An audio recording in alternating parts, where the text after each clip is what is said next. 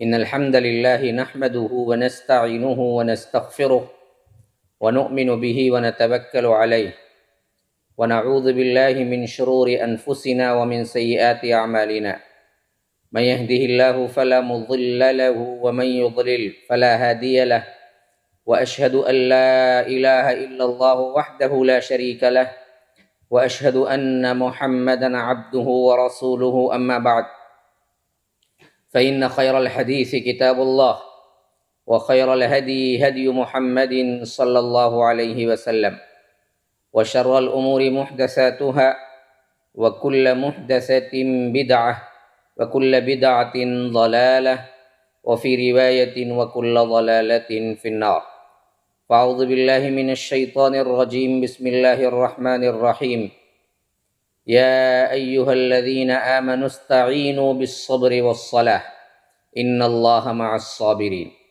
اللهم أرنا الحق حقا وارزقنا اتباعه وأرنا الباطل باطلا وارزقنا اجتنابه اللهم علمنا ما ينفعنا وانفعنا بما علمتنا وارزقنا علما رب اشرح لي صدري ويسر لي أمري واحلل عقدة من لساني يفقه قولي.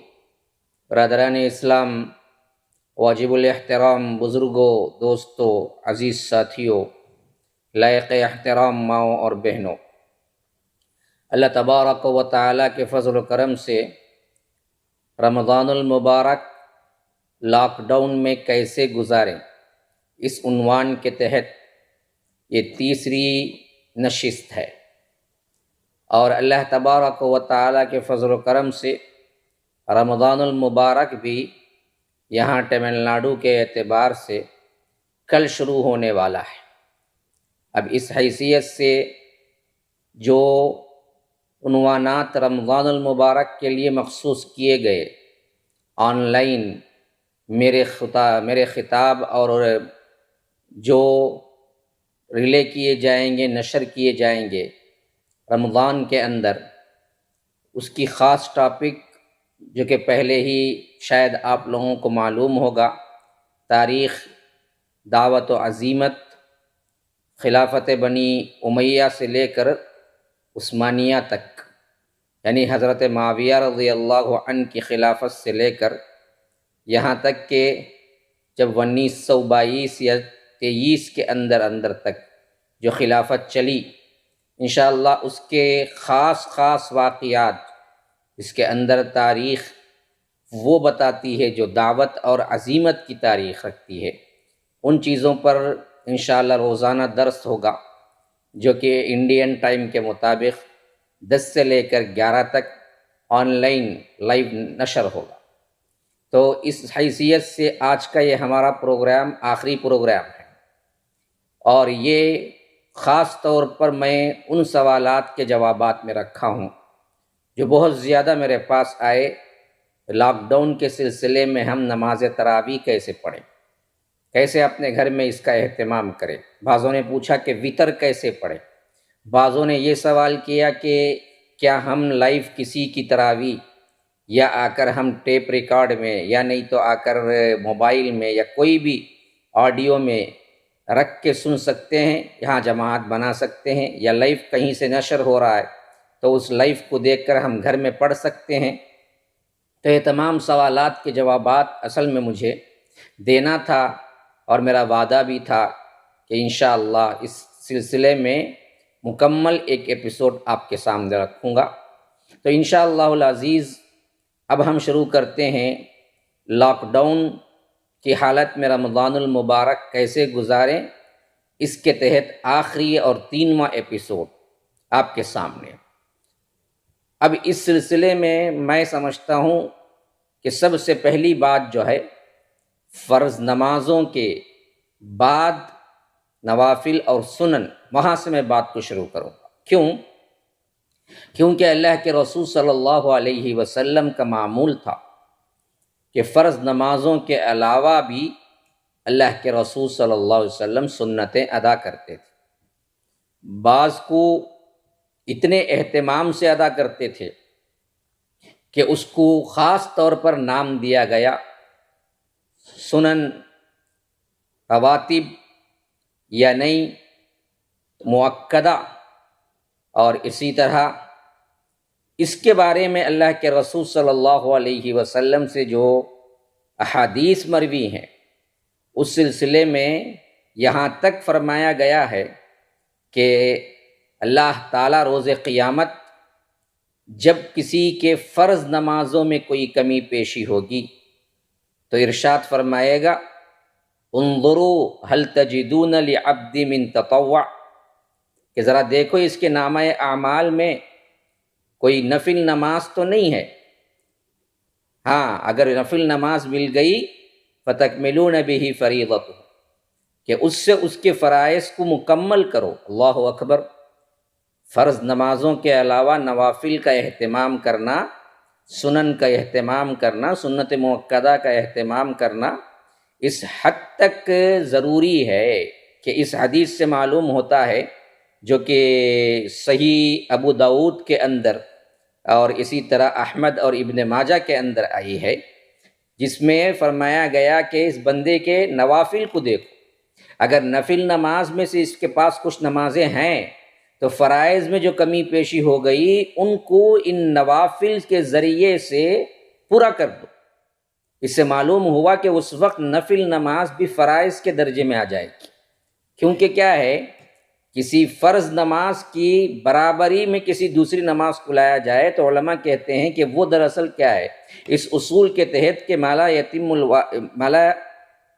یتم الواجب الا به فهو واجب، جو چیز کسی واجب کی تکمیل کے لیے ضروری ہو وہ بھی واجب ہو جاتی ہے۔ تو اب فرض نماز کی تکمیل میں نفل نماز اللہ تبارک و تعالی لے گا تو اس کو بھی پڑھنے کا، اس کی مداومت کرنے کا اللہ تبارک و تعالیٰ کے ہاں اس کی قدر و قیمت کا اندازہ ہوتا ہے، اور اللہ کے رسول صلی اللہ علیہ وسلم مداومت کرتے تھے۔ اچھا، اب ایک بات ذہن میں رکھ لیجئے، جتنی نمازیں فرض نماز کے علاوہ اللہ کے رسول صلی اللہ علیہ وسلم نے پڑھی ہیں، خواہ وہ سنت مؤکدہ ہو، عام سنتیں ہو، ہم نفل کا نام دے دیں، لیکن عربی میں اس کو سب ایک نام ہے، اس کا نام ہے تطوع۔ تطوع کا مطلب ہے فرض کے علاوہ نماز۔ اصل میں دیکھا جائے تو فرض کے علاوہ جتنی نمازیں ہیں سب تطوع ہیں، اور تطوع کا مطلب ہوتا ہے نفل نمازیں۔ نفل نمازوں کے لیے تطوع کا مطلب ہوتا ہے، اور خاص طور پر اس کا معنی اگر لیا جائے تطوع کا شرعی طور پر معنی، اسلامک ٹرمینالوجی کے اندر تطوع کسے کہیں گے؟ ایسی اطاعت و فرما برداری جو فرائض و واجبات کے علاوہ ہے، جو فرائض واجبات کا، اور اس کا حکم کیا ہے کہ ما یمدح فاعلہ ولا یذم تارکہ، جس کے کرنے والے کی تو تعریف کی جاتی ہے اور جسے چھوڑنے والے کی مذمت نہیں کی جاتی۔ یہ دراصل کیا ہیں؟ تطوع کی نمازیں ہیں، نوافل کی نمازیں ہیں، اور وہ تمام نمازیں جو دراصل کیا ہیں، فرض نمازوں کے علاوہ ہیں، سب نفل ہی ہیں، لیکن ان نوافل میں درجات ہیں۔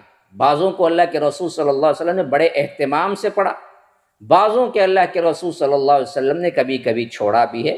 تو جو اہتمام سے پڑھا ہے اس کے لیے سنن رواتب یا آ کر اسی طرح سنت مؤکدہ وغیرہ کا لفظ دیا گیا، کبھی کبھی چھوڑ بھی دیا تو اس کو صرف سنت کا لفظ دیا گیا، لیکن سب اصل میں حکماً تطوع کے ہیں، نفل کے ہیں، اور جس کے چھوڑنے پر کیا نہیں ہوتا؟ گناہ نہیں ہوگا، لیکن ہمیشگی سے چھوڑنے پر گناہ تو نہیں، لیکن بہت بڑا خسارہ ہوگا۔ تو اس حیثیت سے نوافل کی اہمیت کے سلسلے میں ایک دوسری حدیث جو ہے وہ حضرت ربیعہ بن کعب اسلمی سے روایت ہے کہ اللہ کے رسول صلی اللہ علیہ وسلم نے وہ چھوٹے چھوٹے کام کیا کرتے تھے۔ اللہ کے رسول صلی اللہ علیہ وسلم کے بھاگ کے کیا ہیں، اللہ کے رسول کے نعلین مبارک جوتے اٹھا کے لے آتے تھے، کبھی اللہ کے رسول کے لیے پانی رکھ دیا وضو کے لیے، کبھی کیا ہے اللہ کے رسول کے چھوٹے موٹے کام کر دیا، ساتھ ساتھ رہ کے اللہ کے رسول صلی اللہ علیہ وسلم کے کام کرنے کے کیا ہیں، شوقین تھے بڑے۔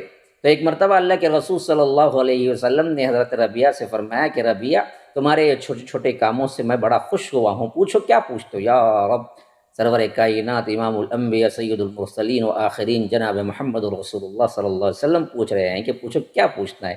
ہم ہوتے تو پوچھتے کہ مال ہو جائے، دولت ہو جائے، سونا ہو جائے، اللہ کوئی پہاڑ، اللہ کے رسول آپ دعا کر دیجئے کہ سونا بن جائے. ہمارے تو خیالات ہی صرف دنیا کے اندر گھومتے ہیں نا جی. تو اللہ کے رسول صلی اللہ علیہ وسلم سے جب اللہ کے رسول صلی اللہ علیہ وسلم نے حضرت کعب کو کہا کہ تم پوچھو، تو انہوں نے جھٹ سے جو پوچھا وہ ہمارے حاشیے دماغ میں بھی نہیں آ سکتا. انہوں نے کہا کہ اللہ کے رسول صلی اللہ علیہ وسلم اسألک مرافقتک فی الجنہ، کہ میں چاہتا ہوں کہ جنت میں آپ کے ساتھ رہوں. پوچھا تو کیا پوچھا، دیکھیے ہمارے دماغوں میں بھی نہیں آئے گا، ہمارے ذہنوں کے دور دور تک کہیں بھی کیا ہے یہ چیز نہیں آئی. لیکن یہاں پر ایک اسلامی دماغ، ایک صحابی کا دماغ کام کر رہا ہے جو دنیا کو کوئی وقعت نہیں دیتے. تو اللہ کے رسول صلی اللہ علیہ وسلم نے فرمایا کہ اس کے علاوہ کچھ چاہو تو وہ بھی مانگو. کہا کہ اس کے علاوہ کوئی چیز مجھے مطلوب نہیں ہے. تو اللہ کے رسول صلی اللہ علیہ وسلم نے فرمایا پھر تو اپنے مطلب کے حصول کے لیے کثرت سے سجود سے میری مدد کرو. اب تو کیا ہے، مسلم کی روایت ہے یہ، جس میں اللہ کے رسول صلی اللہ علیہ وسلم نے فرمایا اگر تم میرے ساتھ جنت میں رہنا چاہتے ہو تو نفل نمازوں کی کثرت کرو. نمازیں اتنے پڑھتے رہو کہ تمہارا مقام اتنا بلند ہو جائے کہ جہاں میرا مقام ہوگا جنت میں، یا رب کیا مقام ہوگا جو محمد الرسول اللہ صلی اللہ علیہ وسلم کا مقام ہوگا. تو فرمایا کہ اس مقام پر کیا ہے، تم کو آنا ہے تو تم کثرت سجود سے میری مدد کرو، یعنی تم نوافل کثرت سے پڑھو. میں بھی دعا مانگوں گا لیکن ان نوافل کی کثرت سے تمہارا جو مرتبہ بلند ہوگا وہ دراصل کیا ہے میرے ساتھ ہو جائے گا. تو اس حیثیت سے نوافل کو ہم کیا ہیں ایسا نہیں چھوڑنا، جیسا کہ ہمارے ذہنوں میں ہے کہ ہم کیا ہیں سنت کا لفظ اسے استعمال کرتے ہیں جسے چھوڑنے کے لیے. بعضوں کو کیا ہے آپ کہیے کہ بھائی دیکھو داڑھی رکھو، ارے کیا بھائی داڑھی رکھنا تو سنت ہی نہ ہے. وہ مطلب یہ ہوتا ہے کہ سنت کا مطلب چھوڑ دو. حالانکہ صحابہ کے پاس یہ تھا کہ سنت کا مطلب ہے کبھی نہ چھوڑو. ہم نے کیا کیا، اس کو بالکل الٹ منا لے لیا. کتنی سنتیں ہیں، یا کتنے دفعہ ہم نے صرف اس واسطے اس کو چھوڑ دیا، بھائی سنت ہے نا بھائی کوئی مسئلہ نہیں، فرض تھوڑی ہے. تو اس کا مطلب یہ ہے کہ فرض کے علاوہ سنتیں نہ کرو، نعوذ باللہ ثم نعوذ باللہ. تو سنتوں کی بڑی اہمیت ہے.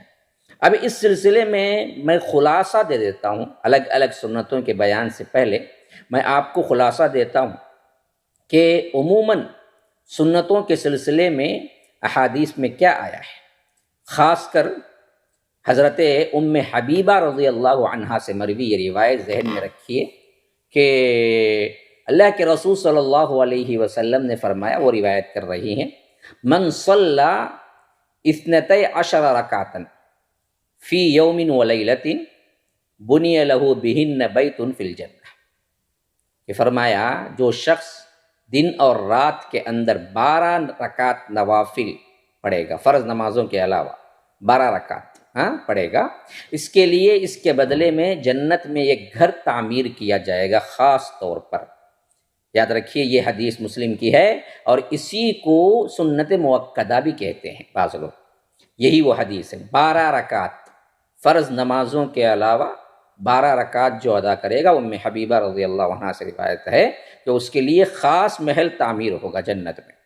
اب جامع ترمذی میں اس کی روایت کی تشریح یوں آئی ہے، وہ 12 رکعت کیسے ہیں کہ فرمایا کہ 4 رکعت ظہر سے پہلے، ظہر نماز سے پہلے 4 رکعت. اب سوال یہ ہے کہ یہ 2 کر کے پڑھیں گے یا 4 پڑھیں گے. دونوں روایتیں آئی ہیں، 2 کر کے بھی پڑھ سکتے ہیں، 4 بھی پڑھ سکتے ہیں. صرف یہ بقیہ جو بھی 4 کا لفظ جہاں بھی آیا ہے وہ 2 کر کے پڑھنا ہی بہتر ہے. یعنی عصر سے پہلے 4 رکعت کا ایک ذکر آیا ہے، اور اسی طرح کیا ہے کبھی کبھی عشاء کے بعد بھی اللہ کے رسول 4 رکعت پڑھتے تھے. یہاں سب جگہ جہاں بھی 4 کا لفظ آیا ہے وہاں اصل میں 2 کر کے ہی پڑھیں گے.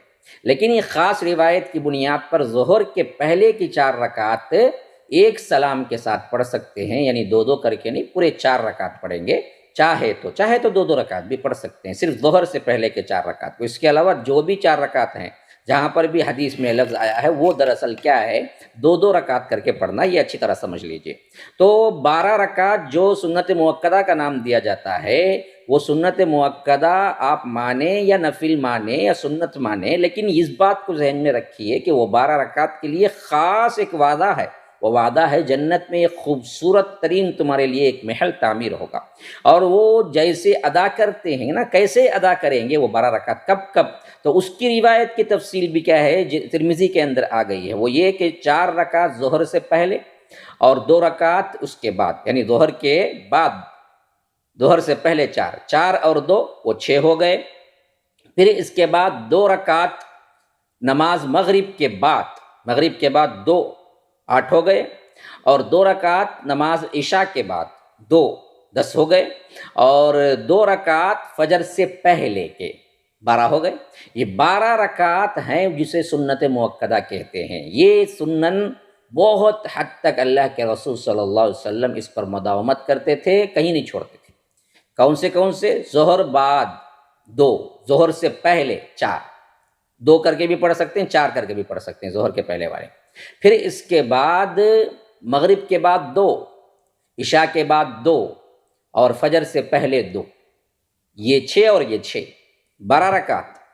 ان کو سنن رواتب اور اسی طرح سنت مؤکدہ بھی کہا جاتا ہے۔ یہ دراصل، اور اسی طرح کیا ہے، اللہ کے رسول صلی اللہ علیہ وسلم اس کے علاوہ جو نفل نمازیں پڑھتے تھے، اس کے بارے میں اللہ کے رسول صلی اللہ علیہ وسلم کے بارے میں آتا ہے کہ مغرب سے پہلے بھی 2 رکعت پڑھتے تھے، صلی قبل المغرب رکعتین، حدیث میں آیا ہے صحیح ابن حبان۔ یہ دراصل ہمارے ہاں عام نہیں ہے، مغرب کی نماز جیسے اذان ہوتی ہے فوری طور پر ہم جماعت کے لیے کھڑے ہو جاتے ہیں، وقفہ ہی نہیں دیتے مساجد میں، لیکن وقفہ دینا چاہیے اور پڑھنے والا پڑھنا چاہیے، کیونکہ حضرت عبداللہ ابن مغفل کی روایت میں یہاں تک فرمایا اللہ کے رسول صلی اللہ علیہ وسلم، صلو قبل المغرب، صلو قبل المغرب، مغرب سے پہلے نماز پڑھو، مغرب سے پہلے نماز پڑھو، مغرب سے پہلے نماز پڑھو، یعنی نوافل نماز پڑھو۔ پھر اس کے بعد جب تیسری مرتبہ فرمایا کہ لمن شاء، فرمایا کہ کیا ہے، اسے واجب نہ سمجھ لیں، اس واسطے فرمایا کہ جو چاہے، یعنی نہ پڑھیں تو مسئلہ نہیں، لیکن ہے سنت، یہ ہے سنت۔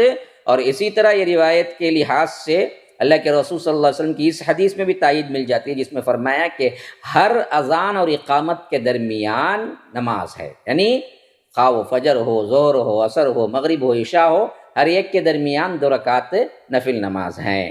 تو مغرب سے پہلے 2 رکعت پڑھنا بھی، 12 رکعت کے علاوہ میں کہہ رہا ہوں کہ مغرب سے پہلے 2 رکعت پڑھنا بھی ثابت ہے اللہ کے رسول صلی اللہ علیہ وسلم سے۔ اور اسی طرح اللہ کے رسول صلی اللہ علیہ وسلم عصر سے پہلے 4 رکعت پڑھا کرتے تھے۔ یہ 4 رکعت بھی 2 کر کے پڑھنا ہے۔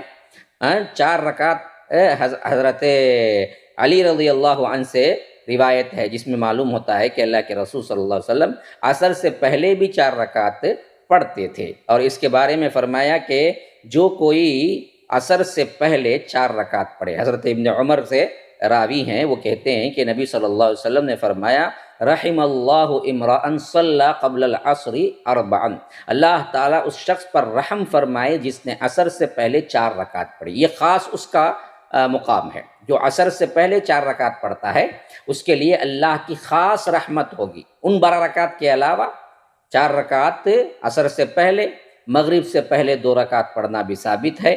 تو اس حیثیت سے اگر پورے نوافل کو آپ ملا لیں تو یہ 12 رکعت، اور عصر سے پہلے 4 رکعت، اور اسی طرح کیا ہے، اور مغرب سے پہلے 2 رکعت تو ہو گیا تقریباً 12 اور 4، اور اس کے بعد پھر 2 اور اس کے علاوہ بھی اللہ کے رسول صلی اللہ علیہ وسلم کا معمول تھا کہ مغرب عشاء کے بعد 4 رکعت بھی کبھی پڑھتے تھے، عشاء کے بعد 4 رکعت بھی کبھی پڑھتے تھے، تو اس حیثیت سے اور 2 رکعت بڑھ جاتی ہیں۔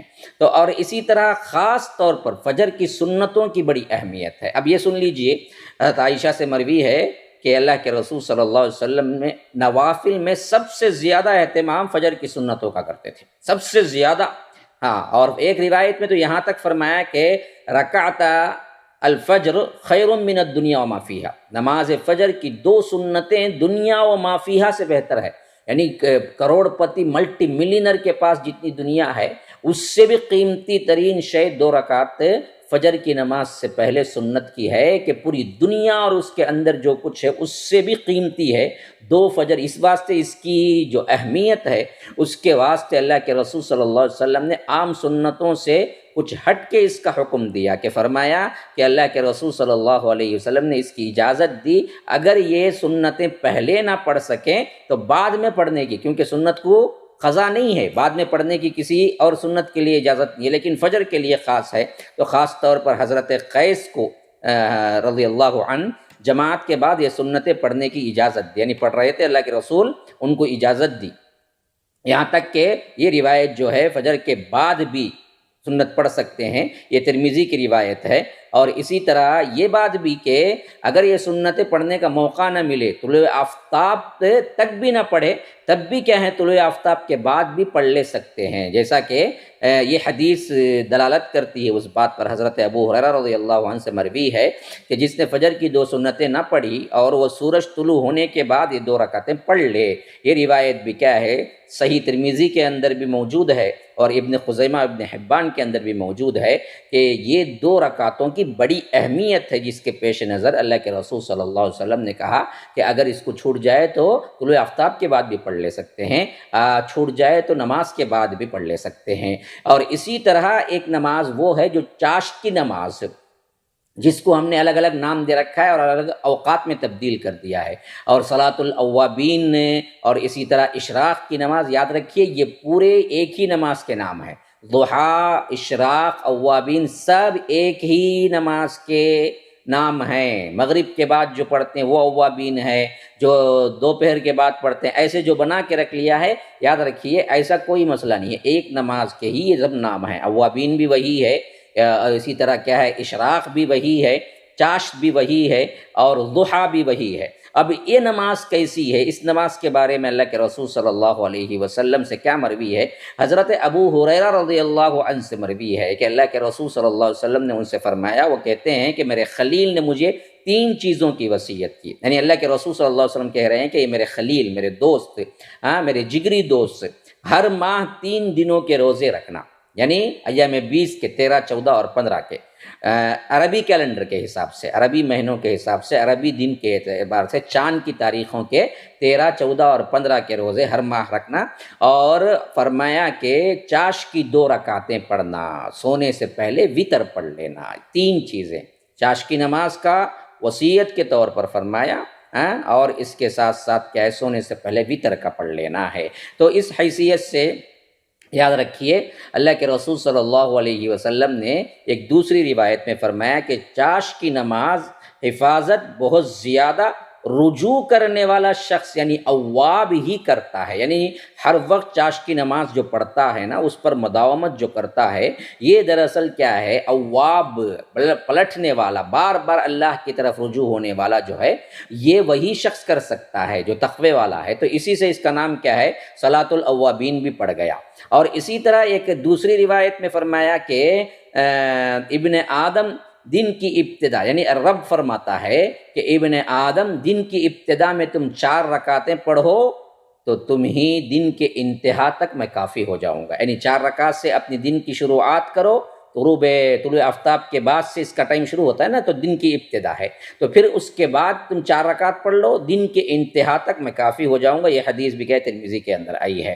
اور اسی طرح اللہ کے رسول صلی اللہ علیہ وسلم نے ابو ذر سے مروی اس روایت میں فرمایا کہ تم میں سے ہر ایک کے تمام جوڑوں پر صدقہ کرنا لازم ہوتا ہے، بس ہر تسبیح صدقہ ہے، ہر تمحید، ہر تحمید صدقہ ہے، ہر تحلیل صدقہ ہے، الحمدللہ، لا الہ الا اللہ یہ کہنا صدقہ ہے، اچھی بات کا حکم دینا صدقہ ہے، اور اسی طرح ان تمام چیزوں کو صرف اور صرف چاش کی 2 رکعتیں کفایت کر جاتی ہیں۔ یہ روایت بھی مسلم کی روایت ہے کہ یعنی آپ اللہ کے رسول صلی اللہ علیہ وسلم سمجھا رہے ہیں کہ جو جوڑ ہیں تمہارے، ایک دوسری روایت میں کتنے جوڑ ہیں وہ بھی آیا ہے، مسلم کی روایت ہی میں فرمایا کہ انسان کے 360 جوڑ ہیں، ہر جوڑ پر صدقہ ہے، اور نماز چاشت کی 2 رکعتیں ان تمام صدقوں سے کفایت کر جاتی ہے. یعنی 2 رکعت یہ پڑھ لیں گے تو اپنے جوڑ کا جتنے 307 جوڑ ہیں اس کا دراصل اللہ کے رسول صلی اللہ علیہ وسلم نے فرمایا کہ اس کا مداوع تم کر دیتے ہو. تو اس حیثیت سے اللہ کے رسول صلی اللہ علیہ وسلم نے اس کی اہمیت بتائی ہے کہ یہ کیسے پڑھی جائے اور کس حد تک پڑھی جائے، وقت کیا ہے، یہ دراصل یاد رکھ لیجئے. زید ابن ارقم سے مروی رسول اللہ صلی اللہ علیہ وسلم نے فرمایا کہ نماز چاش کا وقت اس وقت سے شروع ہوتا ہے جب شدت گرمی کی وجہ سے اونٹ کے پاؤں جلنے لگتے ہیں. یعنی جیسے ہی سورج نکلا، سورج نکل کے تھوڑی دیر میں جو روشنی پڑتی ہے نا، اس روشنی میں اونٹ کے پاؤں دراصل گرم ہونے لگتے ہیں. گویا کہ یوں سمجھ لو کہ جیسے ہی غروب طلوع ہوا اور اس سے 10 منٹ 15 منٹ بعد سے ٹائم شروع ہو جاتا ہے، یا بعضوں نے کہا ہے کہ غروب طلوع آفتاب سے ہی شروع ہو جاتا ہے، دوپہر زوال تک رہتا ہے. طلوع آفتاب زوال کسے کہتے ہیں؟ عین 12 گھنٹے جب آ کر سورج بالکل بیچ میں ہوتا ہے. جیسے ہی ڈھلا وہ زوال ہے، جو عروج پہ ہوتا ہے نا بیچ میں، جیسے ہی ڈھلا وہاں سے ظہر کا وقت شروع ہوتا ہے. تو یاد رکھیے ظہر کا وقت جب تک شروع نہیں ہوتا تب تک چاش کا وقت رہتا ہے، ضحیٰ کا وقت رہتا ہے. اچھا اس میں کیسے پڑھیں گے؟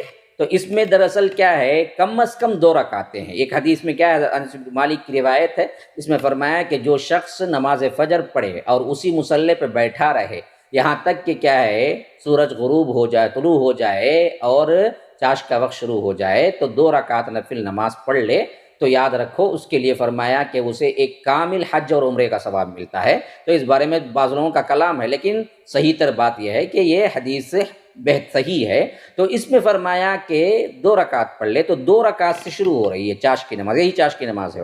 2 رکعت بھی پڑھ سکتے ہیں اور اس کے علاوہ 4 رکعت بھی اللہ کے رسول نے پڑھا ہے، تھوڑا دیر بعد پڑھنا ہے تو 4 رکعت بھی پڑھ سکتے ہیں. 8 رکعت بھی پڑھا ہے ام ہانی کے گھر میں اللہ کے رسول صلی اللہ علیہ وسلم فتح مکہ کے موقع پر اللہ کے رسول صلی اللہ علیہ وسلم نے 8 رکعت پڑھا ہے، اس سے زیادہ نہیں. ایک روایت آئی ہے 12 رکعتیں پڑھی جس کے لیے اللہ کی طرف سے جنت میں محل تعمیر ہوگا. 12 رکعت کے بارے میں آیا چاش کی نماز کے ذریعے، لیکن وہ ضعیف ہے.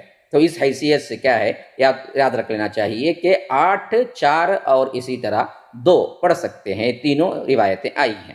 اب اس کے بعد آئیے اصل موضوع آج کا جو پوچھ رہے تھے، خاص کر تراویح. تراویح اصل میں کیا ہے؟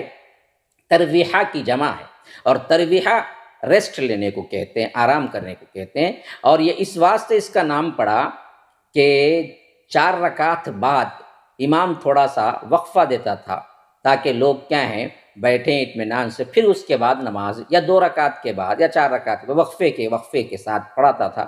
تو اس کا نام تراویح پڑ گیا. ورنہ تو کتاب و سنت میں تراویح کے لفظ سے زیادہ جو لفظ عام ملے گا وہ صلاۃ اللیل ملے گا. صلاۃ اللیل، تراویح، تہجد، نفل نماز رات کی، سب کا نام ایک ہی ہے. ایک ہی نماز ہے جو مختلف کیا ہیں نام کے ساتھ احادیث میں ذکر ہوا ہے. کبھی کہیں کیا ہے ہم اسے تراویح کا ترجمہ کر دیں رمضان میں آیا، تو کبھی کیا ہے اس کو کیا ہے ہم تہجد کہہ دیں غیر رمضان میں آیا. تو اس حیثیت سے کئی نمازیں لوگ سمجھ گئے ہیں اور 20 رکعت تراویح الگ کر لیے ہیں اور 8 رکعت تہجد الگ کر لیے ہیں. تو یاد رکھیے کہ اصل جو چیز کیا ہے اختلافات کا باعث بنی ہے وہ ہماری کم علمی ہے.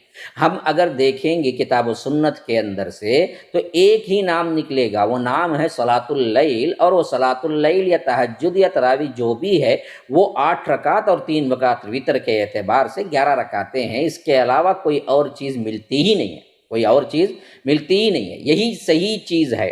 اور آج خاص کر گھروں کے اندر ہم کو رہنا ہے. مساجد میں جائیں گے تو 2 طرح کے مساجد میں نمازیں ہوتی ہیں. عمومی طور پر انسان کو پریشان بھی ہونا پڑتا ہے رمضان المبارک میں ہمیشہ، اور 20-8 کا مسئلہ کیا ہے بڑے شدت کے ساتھ زور پکڑتا ہے. اس مسجد میں 20 ہیں، ادھر 8 ہیں فلاں. اب دیکھیے اس رمضان میں تو ہر ایک کوئی گھر میں شروع کر رہا ہے، پوری دنیا لاک ڈاؤن میں ہے. تو اب دراصل ایک بندے کو نماز پڑھنی ہے تو بہترین موقع ہے کتاب و سنت کے طریقے سے پڑھ لو، مسئلہ حل ہو جائے گا. 20 رکعت اگر پڑھیں گے بھی تو ایک عام انسان 20 رکعت کے اتنا اس کے پاس پڑھنے کی سکت اور تراویح میں اس کو کیا ہے تلاوت کرنا اور اس کی طرح قرات حفظ یاد رکھنا ہے یا نہیں ہے، وہ بھی مشکل ہے۔ غیر وہ اس کے لیے اختلافات کے اعتبار سے میں بات نہیں کرتا، میں صرف یہ بتاتا ہوں کہ صحیح طور پر کتاب و سنت سے جو ثابت ہے وہ 8 رکعت اور 3 رکعت وتر ہیں۔ کوئی جھگڑے کی بات، جتنے احادیث آئے ہیں سب اسی کی طرف اشارہ کر رہے ہیں۔ تو اب رمضان المبارک کل سے خاص کر یہاں تمل ناڈو میں شروع ہو رہا ہے، سعودیہ وغیرہ میں آج شروع ہو چکا ہوگا، اسی اعتبار سے لے لیں جہاں جہاں بھی شروع ہوگا۔ تو لوگ پوچھ رہے تھے کہ ہم کیسے گھر میں نماز پڑھیں، تو ان سب کو میری ریکویسٹ یہی ہے کہ سب کے سب سنت کے مطابق ادا کریں، وہ ہے کیا ہے 8 رکعت اور 3 رکعت وتر ہے۔ تو اس حیثیت سے آپ بعد نماز عشاء اس کو پڑھنا چاہیں تو پڑھ سکتے ہیں، یا جلدی سو کر تہجد کے وقت پڑھنا چاہیں تو بھی پڑھ سکتے ہیں۔ الگ الگ نہیں ہیں، دو نمازیں، ایک نماز ہے، ایک نماز کو آپ کنٹینیو کریں، خواہ وہ پہلے وقت میں پڑھیں خواہ وہ بعد میں پڑھیں۔ یہ دراصل بہت ہی اہمیت والی نماز ہے، بہت بڑی اہمیت والی نماز ہے۔ اللہ کے رسول صلی اللہ علیہ وسلم نے اس کو رمضان نہیں بلکہ ہمیشہ، حتیٰ کہ بعض علماء کا تو یہاں تک قول ہے کہ اللہ کے رسول صلی اللہ علیہ وسلم کو یہ تہجد کی نماز اللہ نے فرض کر دی تھی۔ ہمارے لیے 5 ہیں، ان کے لیے 6 ہیں۔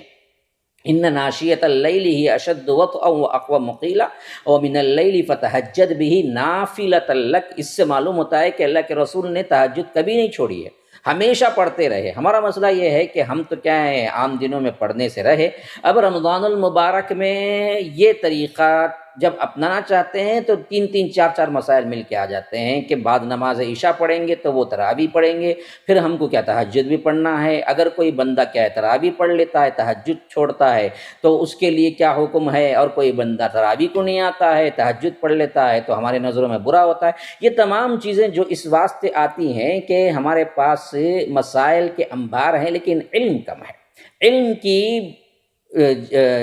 صحیح طور پر ہمیں جانکاری نہیں ہے، تو اس واسطے کیا ہے یہ معاملہ ہوتا ہے۔ تو یاد رکھیے اس کی بڑی فضیلت آئی ہے، تہجد، تراویح اور اسی طرح قیام اللیل، صلاۃ اللیل، سب ایک ہی نام ہے، پہلے یہ بات یاد رکھ لیجئے۔ اور اس کی فضیلت میں فرمایا اللہ کے رسول صلی اللہ علیہ وسلم تہجد پڑھا کرو کیونکہ یہ تم سے پہلے نیک لوگوں کا طریقہ ہے، تمہارے لیے اللہ کے قرب کا سبب ہے، برائیوں سے دور ہونے کا ذریعہ اور گناہوں سے باز رکھنے والا عمل ہے۔ ہاں، حضرت بلال سے بھی یہی معنی میں مروی یہ روایت آئی ہے جو کہ کیا ہے بیہقی اور ابن خزیمہ میں آئی ہے۔ اب آئیے تعداد کے بارے میں، فرمایا کہ زیادہ سے زیادہ 13 ہیں اور عموماً معمول 11 ہیں، لیکن تہجد یا تراویح کی رکعتیں تو 8 ہی ہیں۔ جس میں 13 آئی ہیں تو اس میں دراصل اللہ کے رسول صلی اللہ علیہ وسلم نے 5 رکعت وتر پڑھی تھی، جس میں 11 آئے ہیں اس میں اللہ کے رسول صلی اللہ علیہ وسلم نے 3 رکعت وتر پڑھی تھی۔ وتر میں زیادہ کم ہوا تھا لیکن تہجد کی رکعت میں کوئی کمی اور پیشی نہیں، کیونکہ مشہور ترین روایتیں جو اس بات کی طرف اشارہ کر رہی ہیں وہ یہی ہیں کہ اللہ کے رسول صلی اللہ علیہ وسلم 11 رکعت کا ہی معمول تھا۔ حضرت عائشہ سے مروی ہے اللہ کے رسول صلی اللہ علیہ وسلم نماز عشاء کی نماز سے فارغ ہونے کے بعد فجر تک 11 رکعتن کے 11 رکعت نماز پڑھتے تھے۔ آپ ہر 2 رکعت کے بعد سلام پھیرتے تھے اور آخری میں 1 رکعت وتر بنا لیتے تھے یا 3 رکعت جو بھی ہے، لیکن دراصل کیا ہے اصل رکعت 8 رکعت جس پر مداومت کرتے تھے اللہ کے رسول صلی اللہ علیہ وسلم۔ اور اس معاملے میں 8 رکعت میں یہ حدیث کو ذہن میں رکھنا ہے، صلاۃ اللیل مثنی مثنی، کہ رات کی نماز 2 رکعت ہے، تو اس حیثیت سے 2 رکعت پر سلام پھیر دینا ہے، 4 رکعت نہیں پڑھیں گے کوئی بھی، ہر دفل 2 رکعت ہی پڑھیں گے۔ اس حیثیت سے یہ بات ذہن میں رکھیے۔ اور دوسری جگہ اللہ کے رسول صلی اللہ علیہ وسلم کے اس رات کی نماز کی کیفیت کے بارے میں ہم عائشہ روایت کرتی ہیں کہ اللہ کے رسول صلی اللہ علیہ وسلم طویل قیام، طویل رکوع اور اس کے حسن و جمال کا کہنا ایسے اللہ کے رسول صلی اللہ علیہ وسلم ادا کیا کرتے تھے، جبکہ ہم تراویح کو ایسے پڑھتے ہیں گویا کہ کیا ہے ہمارے پاس بہت بڑا ارجنٹ کوئی کام کھڑا ہوا ہے اور ایکسپریس ٹرین جیسے جاتی ہے اس طرح کی کیا ہے ہم تیزی کے ساتھ اس کو ادا کرتے ہیں، جو کہ دراصل کیا اللہ کے رسول صلی اللہ علیہ وسلم کا معمول نہیں تھا۔ اور اس کا جو وقت ہے وہ افضل ترین وقت تو آخری وقت ہے، لیکن عشاء کے بعد پڑھ لے سکتے ہیں، عشاء کے بعد پڑھ لے سکتے ہیں۔ اور اسی طرح اس کے آخر میں وتر کی رکعت، 1 رکعت سے لے کر 3 رکعت، اسی طرح 5 اور اسی طرح کیا ہے 9 رکعت تک بھی پڑھ سکتے ہیں، جو کہ اللہ کے رسول صلی اللہ علیہ وسلم نے بتلایا ہے۔ اب خلاصہ کلام آئیے کہ ہم کیسے پڑھیں گے اور کیا کیا مسائل ہیں، اس سلسلے میں کچھ باتیں میں آپ سے کر لیتا ہوں۔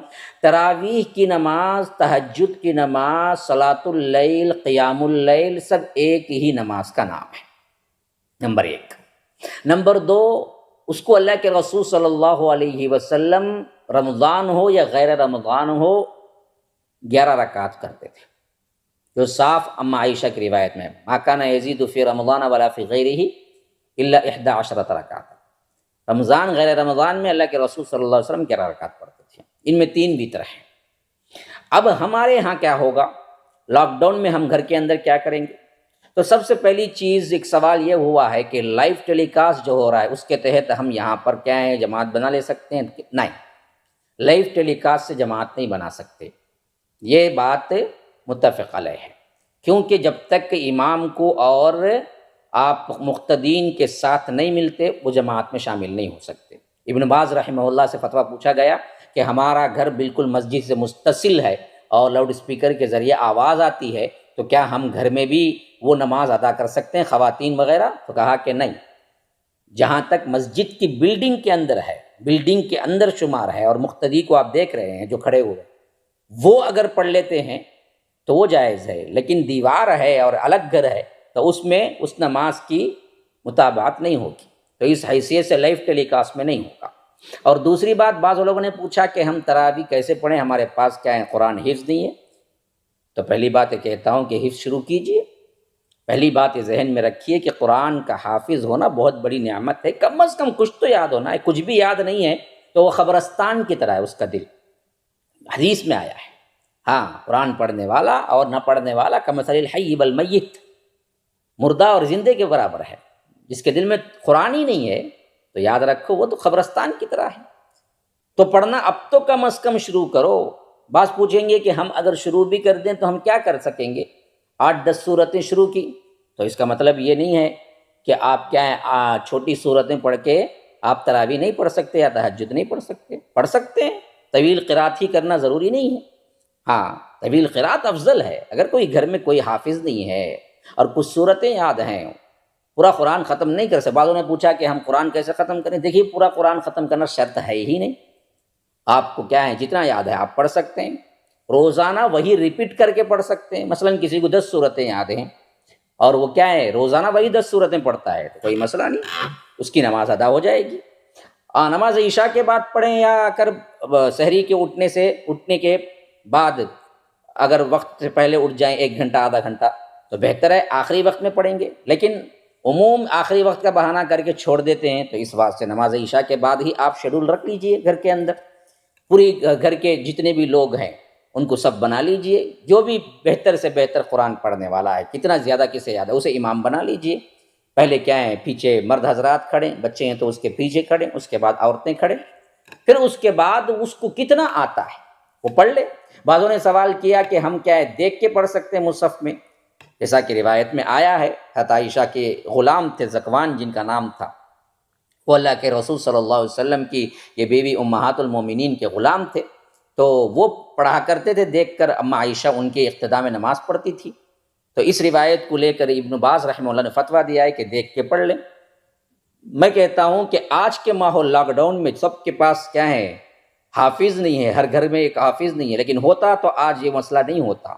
تو یہ بھی سبق ہے کہ ہر گھر میں ایک حافظ بنا لیا جائے، ایک بچے کو کم از کم، ایک بچے کو انجینئر بنائیں گے، ڈاکٹر بنائیں گے، فلاں بنائیں گے، فلاں بنائیں گے، یہ تو نیات سب کے ہوتے ہیں۔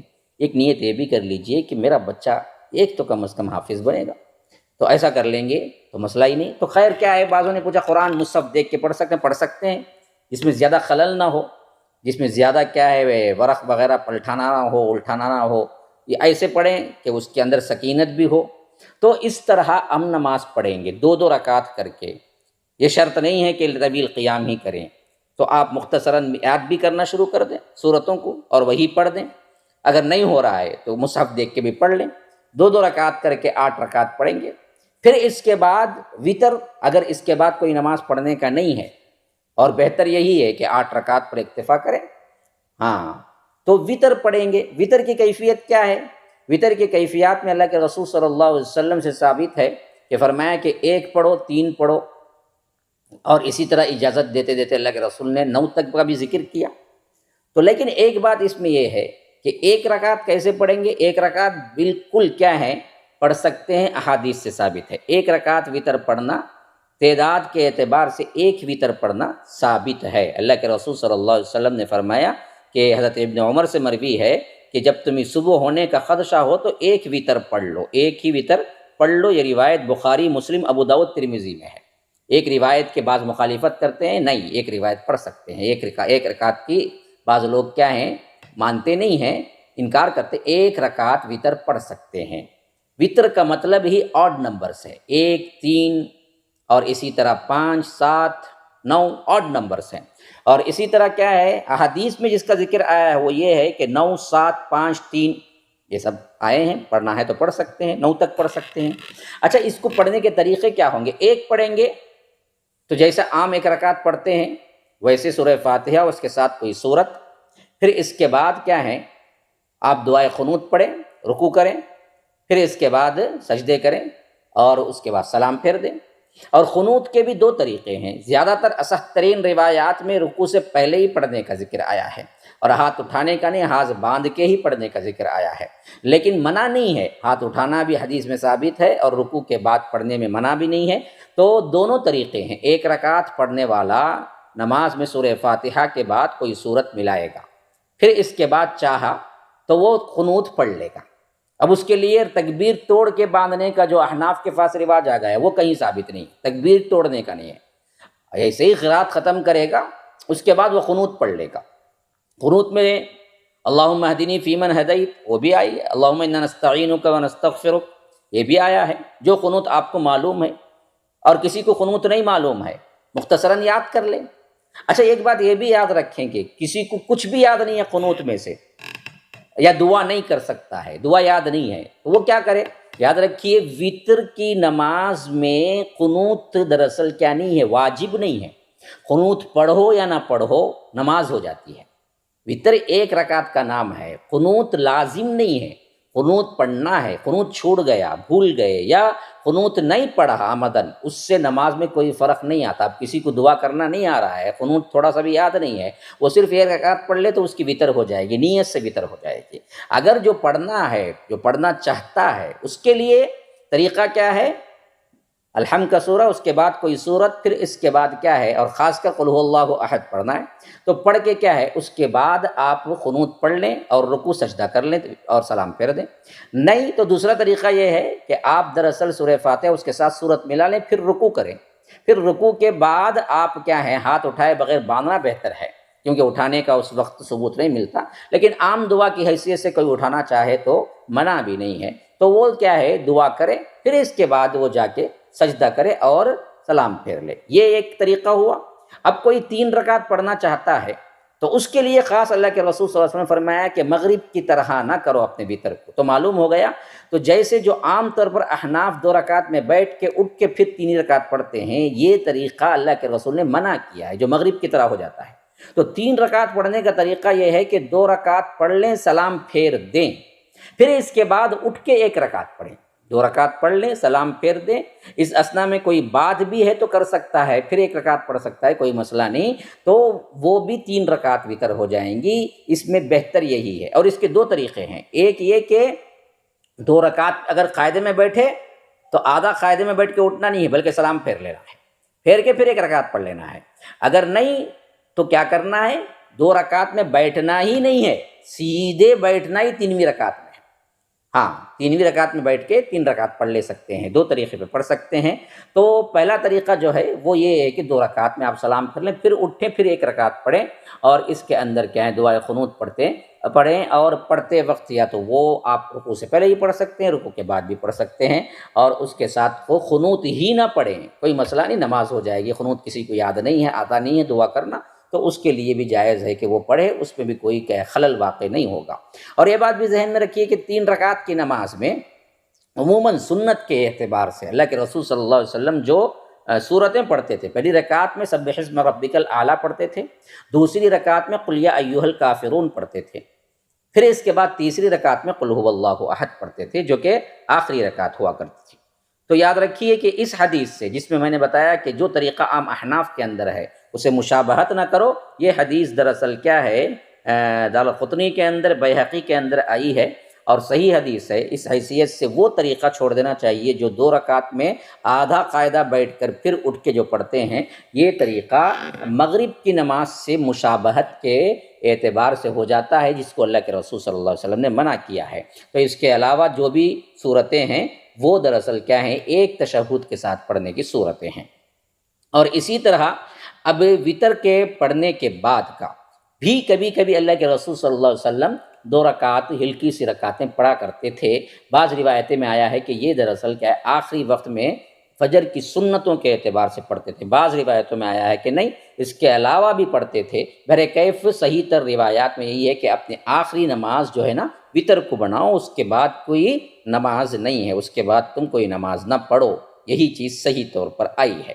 تو بہرکیف جو قنوت وتر جو ہمارے پاس کیا ہے، حضرت حسن رضی اللہ عنہ سے مروی مشہور ترین صحیح ترین قنوت کے جو الفاظ آئے ہیں، وہ میں آپ کو ایک مرتبہ بتا دیتا ہوں، کوئی پڑھنا چاہے، لکھ کے پڑھ لینا چاہے، وہ پڑھ لے سکتا ہے کہ حضرت حسن رضی اللہ عنہ کہتے ہیں کہ اللہ کے رسول صلی اللہ علیہ وسلم نے مجھے کچھ کلمات سکھائے جنہیں میں قنوت یعنی وتر میں پڑھتا۔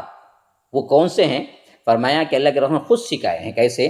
فرمایا کہ اللہم اہدنی فیمن ہدیت وعافنی فیمن عافیت وتولنی فیمن تولیت وبارک لی فیما اعطیت وقنی شر ما قضیت فانک تقضی ولا یقضى علیک انہ لا یذل من والیت ولا یعز من عادیت تبارکت ربنا وتعالیت۔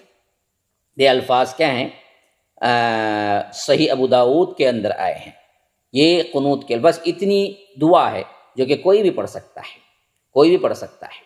اس کے علاوہ کچھ دعا آپ کو معلوم ہے تو وہ بھی پڑھ سکتے ہیں۔ حضرت علی سے مروی ہے اللہ کے رسول صلی اللہ علیہ وسلم اپنے وتر میں یہ دعا ہی پڑھتے تھے، اللہم انی اعوذ بک برضاک من سخطک وبمعافاتک من عقوبتک اعوذ بک منک لا احصی ثناء علیک انت کما اثنیت علی نفسک۔ یہ حدیث بھی کیا ہے، ابو داؤد کے اندر آئی ہے۔ اور اسی طرح آپ نوافل کے اعتبار سے مسجد میں کبھی جانے کا اتفاق ہو تو بیٹھنے سے پہلے 2 رکعت پڑھنا، یہ تحیۃ المسجد کہتے ہیں، اور وضو کر کے بھی 2 رکعت پڑھنا تحیۃ الوضو کہتے ہیں۔ یہ بھی کیا ہے، نوافل کے اندر آنے والی چیزیں ہیں۔ اور اسی طرح ایک نماز وہ ہے جو نماز استخارہ ہے، وہ اللہ کے رسول صلی اللہ علیہ وسلم نے فرمایا کہ حضرت جابر سے روایت ہے، کیونکہ نوافل کا مضمون ہے تو سب لا رہا ہوں، وتر کا ہو گیا، تراویح کا ہو گیا، سنن رواتب کا ہو گیا، اور اس کے علاوہ بعد عصر سے پہلے 4 رکعت کا ہو گیا، مغرب سے پہلے 2 رکعت کا ہو گیا، اور اس کے علاوہ کیا ہے، صلاۃ الاوابین یعنی چاشت کا میں نے بتا دیا۔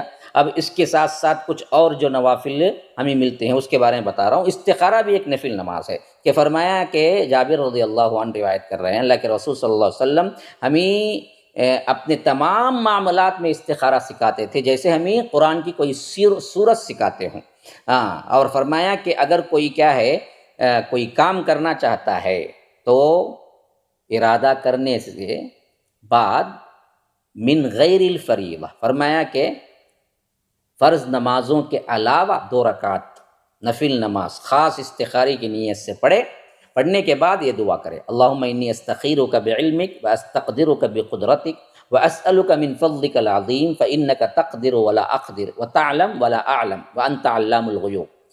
اللہم ان کنت تعلم ان هذا الامر خیر لی فی دینی ومعاشی وعاقبت امری فاقدرہ لی ویسرہ لی ثم بارک لی فیہ، وَإِن كُنْتَ تَعْلَمْ أَنَّ هَذَا الْأَمْرُ شَرٌّ لِّي فِي دِينِي وَمَعَاشِي وَعَاقِبَةِ أَمْرِي فصرفه عنی وصرفنی عنہ واقدر لی الخیر حیث کان ثم ارضنی بہ۔ یہ بخاری کے اندر آئی ہے روایت۔ یہ دعا کسی کو نہیں آتی ہے تو اردو میں ہی پڑھ سکتا ہے اس کا ترجمہ دیکھ کے، اور اس کے ساتھ وہ دعا کر لے گا تو اللہ تعالیٰ اس کے لیے آسانی کر دے گا، اللہ تعالیٰ اس کے لیے آسانی کر دے گا۔ یہ کسی خاص اولیاء کے ساتھ خاص نہیں ہے کہ کسی سے کہہ کے آپ استخارہ کریں، ہر کوئی کر سکتا ہے، اور اس کے لیے خاص خواب میں آئے گا، کوئی آ کے بتائے گا، یا آ کر ابھی خواب نہیں آیا مجھے ابھی یہ تمام باتیں جو ہیں گھڑی ہوئی ہیں، کوئی چیز اس میں ثابت نہیں ہے۔ صرف اور صرف استخارے میں یہ مضمون ہے کہ آپ کوئی کام، وہ بھی کیا ہے، دینی امر، نماز فجر پڑھنا ہے میں استخارہ پڑھ کے پڑھوں گا، نماز عصر پڑھنا ہے، دینی کام۔ اسی لیے علماء کہتے ہیں دینی کاموں کے لیے نہیں فرمایا، بلکہ دنیاوی کاموں میں آپ کو تردد ہو تو ایسے کام کے لیے ایک کام کا انتخاب کر لیا، پھر اس کے بعد 2 رکعت نفل نماز پڑھ کے دعا پڑھ لی اور کام کو شروع کر دینا ہے۔ اگر وہ تمہارے لیے اچھا ہوگا تو کام میں آسانیاں پیدا ہوتی چلی جائیں گی، وہ تمہارے لیے برا ہوگا تو کام میں مشکلات آئیں گی جس سے تم خود رک جاؤ گے۔ بس حدیث میں یہ ہے کہ جو کوئی یہ مشورہ، یہ استخارہ خیر طلب کرنا، اللہ سے ایک مشورہ کرنا، تو یہ کرنے والا کبھی شرمندہ نہیں ہوتا، تو یہ بس مسئلہ ختم ہے۔ اس کے علاوہ ہم 3 بار کریں گے، 10 بار کریں گے، پھر پوچھیں گے خواب نہیں آیا، فلاں بزرگ سے کروائیں گے، یا وہ کیا ہیں کروا کے دیتے ہیں، اتنا پیسہ لیتے ہیں، یہ سب ڈھکوسلے اور کیا ہیں، یہ سب دھوکہ بازیاں ہیں جو کہ کیا ہیں، خاص کر سادہ لوح جو عوام ہیں ان کو دراصل کیا کرتے ہیں یہ لوگ، اللہ کے رسول صلی اللہ علیہ وسلم کے طریقے سے ایک تو ہٹاتے ہیں اور ساتھ ساتھ خود گمراہ ہوتے ہیں، دوسروں کو بھی گمراہ کرتے ہیں۔ اور اسی طرح نماز با جماعت تراویح کا بعض لوگ انکار کرتے ہیں کہ یہ اللہ کے رسول کے زمانے میں نہیں ہوا، تو یاد رکھیے ایسی بات نہیں ہے، اللہ کے رسول 3 دن پڑھائے ہیں، نماز با جماعت پڑھ سکتے ہیں۔ اب مسجدیں بند ہیں لیکن ہمیشہ سے یہ معمول رہا کہ ہم ہر تراویح کی نماز مسجد میں پڑھتے، اور بعض لوگ اس پہ اعتراض کرتے کہ کہتے کہ یہ کیا ہے، اللہ کے رسول کے زمانے میں نہیں تھا۔ نہیں، اللہ کے رسول صلی اللہ علیہ وسلم نے 3 دن نماز پڑھائی، اور نماز با جماعت تراویح مسجد میں پڑھنا افضل ہے۔ اور خود حضرت عمر نے لوگوں کو کیا کیا تھا، ایک امام کے پیچھے جمع کر کے 11 رکعتوں پر اتفاق کیا تھا، 11 رکعتیں ہی پڑھی، صحیح تر روایت۔ بعض لوگ کہتے ہیں کہ حضرت عمر نے 20 پر یہ کیا تھا، ان کو متعین کیا تھا، حالانکہ وہ حدیث ضعیف ہے۔ 11 کی حدیث صحیح ہے جس میں خاص طور پر ذکر آیا کہ 11 ہی کرتے تھے، 11 ہی رکعت پڑھتے تھے، جو کہ خود حضرت عمر نے اپنی نگرانی میں جو نماز متعین کی تھی۔ تو یاد رکھیے اس کی جماعت میں کوئی قباحت نہیں، کوئی بدعت نہیں۔ بعض لوگ جو کرتے ہیں اس کی طرف یاد رکھیے وہ لوگ گمراہ ہیں یا تو بے علم جاہل ہیں، انہوں نے مطالعہ نہیں کیا ہے، تو ان کی باتوں پہ جانا یا ان کے حساب سے کیا ہے آپ خلل واقع ہونا، پریشان ہونا، یہ چھوڑ دیجئے۔ تو یہ تمام باتیں ہیں رمضان المبارک کا جو شیڈول ہے۔ اب میں آخری میں بیان کر کے اس ایپیسوڈ کو مکمل کرنا چاہتا ہوں۔ تو دیکھیے رمضان المبارک میں آپ سب سے زیادہ وقت کی قدر کیجیے، سب سے پہلی بات، اور ان کاموں میں اضافہ کیجیے جس سے تقوی بڑھتا ہو۔ تقوی کیوں؟ روزے کا حکم ہی اس واسطے ہے کہ لعلکم تتقون، دیکھو تمہارے لیے تقوی پیدا ہو، اس واسطے ہم نے حکم دیا۔ تو تقوی کے لیے جو چیزیں ہیں اس کی بڑھوتری، اور تقوی کو کم کرنے والی جو خواہشات، جو دنیاوی چیزیں ہیں اس کو کیا ہے اجتناب، یہ ضروری ہے۔